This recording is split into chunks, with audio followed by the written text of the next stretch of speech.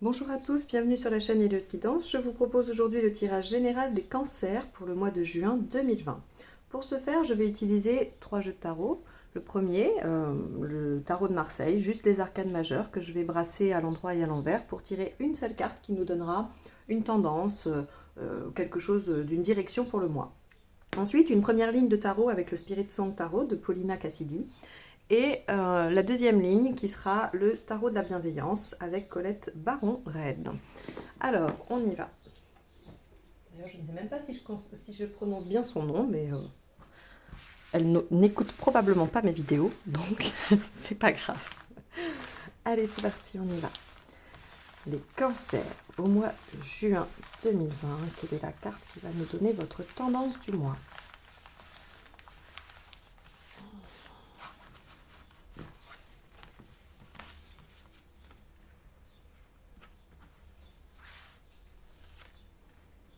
L'ermite, tiens. La réflexion, l'isolement, on se pose des questions, on essaye d'apprendre de son expérience. En tout cas, on est plutôt dans une situation de méditation, ou en tout cas dans un positionnement méditatif qui fait qu'on est plutôt refermé sur soi, replié sur soi, et on essaye de comprendre certains aspects de sa vie. Allez, on a la 10 qui est sortie, on va la garder, puisqu'elle a sauté si vivement qu'elle est apparue sous vos yeux. Donc, ça sera la carte qui représentera votre état d'esprit. Ce qui n'est pas du tout incohérent entre l'ermite et cette carte-là, puisque on peut tout à fait méditer à un changement. Votre état d'esprit, c'est l'envie de changement, et bien vous cherchez à comprendre, à voir comment vous allez pouvoir réaliser ce changement. C'est possible. Allez. Les cancers, juin 2020. C'est parti. Allez, on va prendre des cartes. Donc ça, ce sera ce qui vous préoccupe. Ici, on va avoir une carte qui nous indiquera ce qui va se passer sur le mois, ou en tout cas l'événement important, ce qui va se jouer sur ce mois de juin. Ici, ce sera les aspects positifs. Ici, les aspects négatifs. Là, nous aurons les aspects émotionnels, l'impact en tout cas sur la sphère émotionnelle, l'impact au niveau matériel, au niveau général, développemental pour vous-même, là où vous en êtes. Et enfin, la dernière carte nous indiquera où en sera la situation à la fin du mois de juin. D'accord ? Donc on n'est pas sur la finalité de la situation, attention, on est sur là où elle en sera à la fin du mois. Ensuite, je vais prendre la deuxième ligne de tarot avec donc le tarot de la bienveillance pour venir donner des indicateurs supplémentaires, on va dire des nuances à ces cartes-là. Donc elle n'a pas de signification autonome, c'est le complément de celle à côté de laquelle elle est. Oh, cette phrase était laborieuse.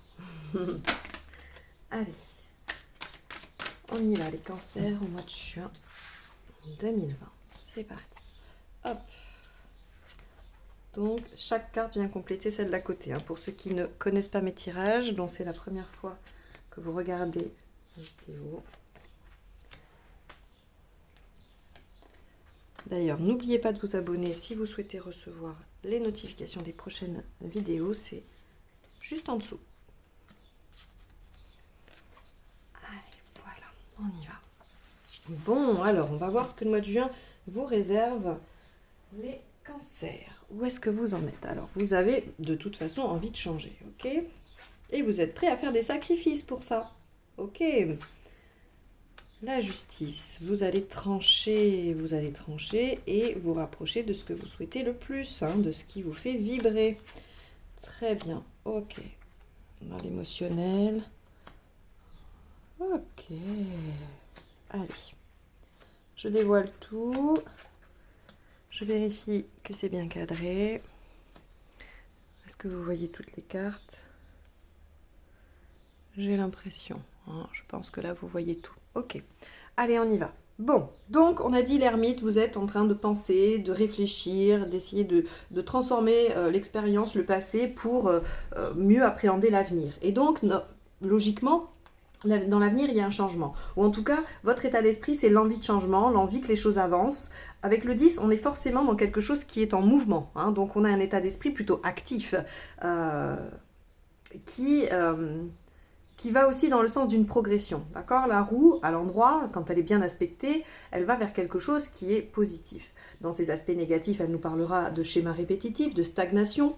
Mais là, il y a cette composante de sacrifice, d'effort. Donc, soit votre état d'esprit est de passer de quelque chose qui stagne à quelque chose qui va se mettre en mouvement au prix de sacrifice, dont vous avez parfaitement conscience, ou, quoi qu'il arrive, vous êtes au début d'une action, que vous avez bien réfléchi et que vous avez besoin de réfléchir encore. On peut aussi tout à fait entrer en phase d'action tout en continuant à réfléchir aux aspects suivants. Ok. Avec le page d'épée, on va être dans quelque chose du mental, c'est-à-dire que cette mise en action, elle requiert quand même des connaissances, elle requiert des informations, vous avez besoin de vous documenter ou de vous renseigner. Si c'est une situation professionnelle, si c'est un projet qui requiert des connaissances et des compétences particulières, vous allez chercher à les acquérir, à les connaître. Si c'est en lien avec une personne, vous allez essayer de comprendre cette personne, vous allez essayer d'aller chercher des informations sur cette personne pour essayer de comprendre là où elle en est.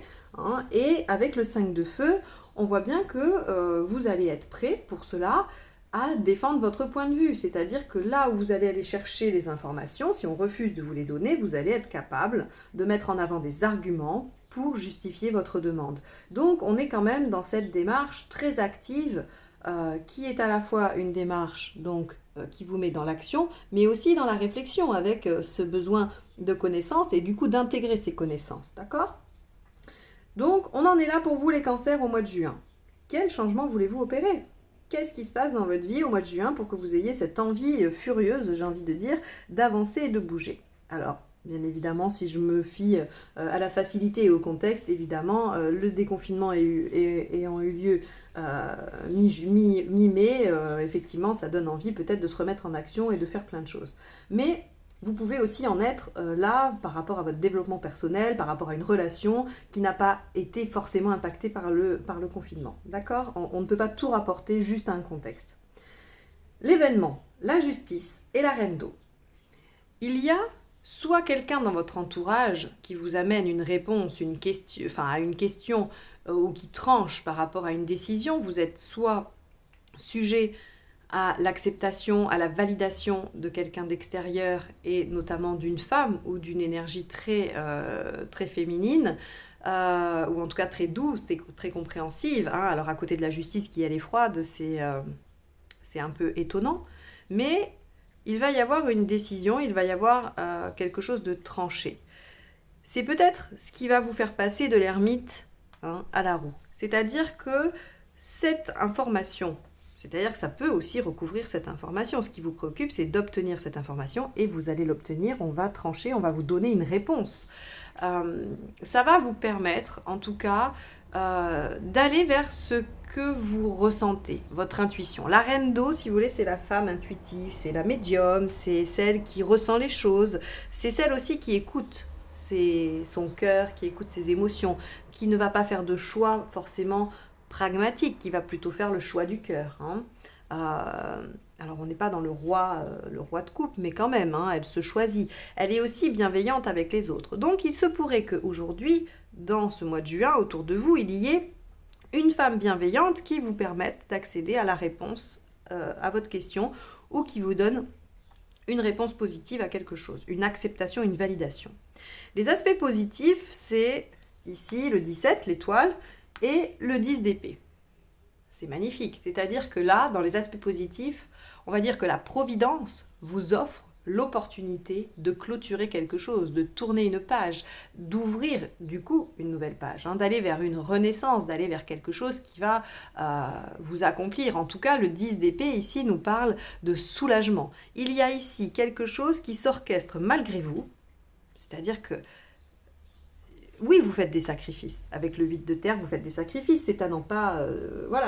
on n'en doute pas que vous faites des sacrifices. Mais il y a quelque chose complètement indépendant de vous qui va venir soit consolider, soit valider, soit achever. Je ne sais pas quel terme utiliser parce que vous êtes très nombreux et que vous allez vivre des situations très différentes. Mais il y a de toute façon quelque chose d'extérieur à vous qui vient achever une situation et qui vous permet peut-être, encore une fois, de passer à l'action. Les aspects négatifs, avec le cavalier de bâton et le 2 de denier, ça va être peut-être votre présomption. Hein.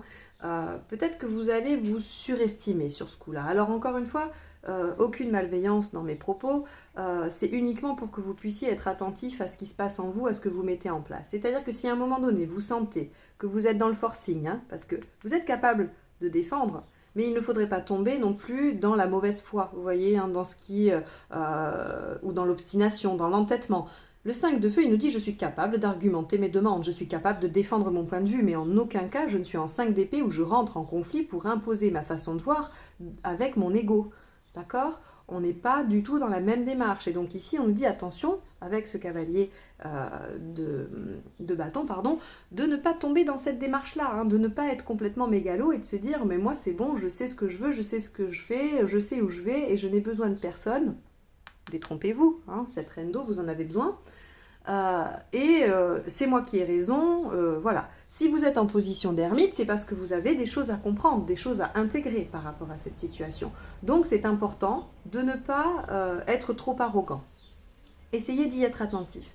Avec le 2 de terre, on nous parle aussi d'impatience, hein, donc c'est tout à fait cohérent. Le 2 de terre en aspect négatif, c'est le fait de ne pas être capable d'attendre, le fait de vouloir les choses trop rapidement, d'être dans une action qui n'est pas pesée, qui n'est pas mesurée. Et donc c'est peut-être pour ça qu'il y a ces deux cartes-là. C'est qu'on nous dit, ça c'est l'énergie dans laquelle globalement vous êtes, mais votre état d'esprit est plutôt d'aller de l'avant, d'être dans l'action. Et donc ça va créer ça chez vous. Ça va créer peut-être cette impatience, cette envie d'avancer et cette conviction que de toute façon vous avez la bonne version.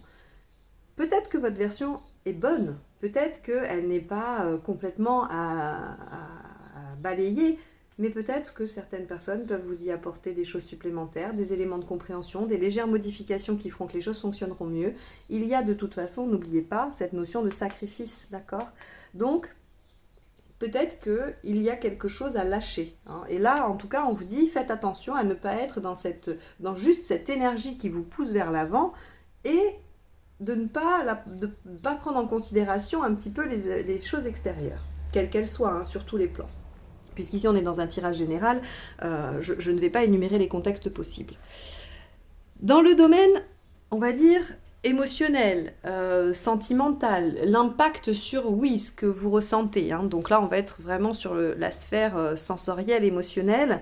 Il y a cette impression avec l'as d'épée de renaissance, encore une fois, hein, de renaissance en lien avec un apprentissage. Le 9 de denier nous parle d'apprentissage. C'est une acquisition d'un savoir quelconque. Ça peut être quelqu'un qui reprend des études, hein, qui va reprendre des études en fac, quelqu'un qui va faire une petite formation à distance, quelqu'un qui va suivre un enseignement. Ça peut être tout à fait dans le domaine professionnel, ça peut être dans le domaine du développement personnel, peu importe.